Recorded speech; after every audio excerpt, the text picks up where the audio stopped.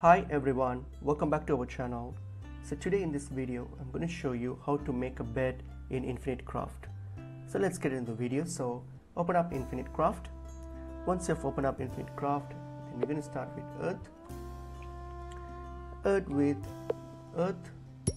It's going to give you a mountain, and then you're going to start with water with earth again. That's going to give you a plant with wind. It's going to give you a dandelion, and then add it with wind.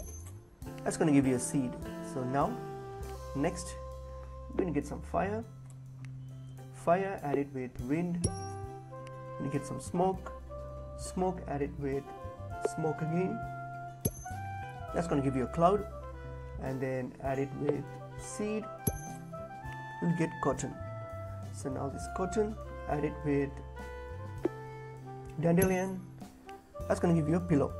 So now pillow, you're going to add it with another pillow, and that's going to give you a bed. And that's pretty much it is. Hope this video was helpful. I will see you in another video. Thank you.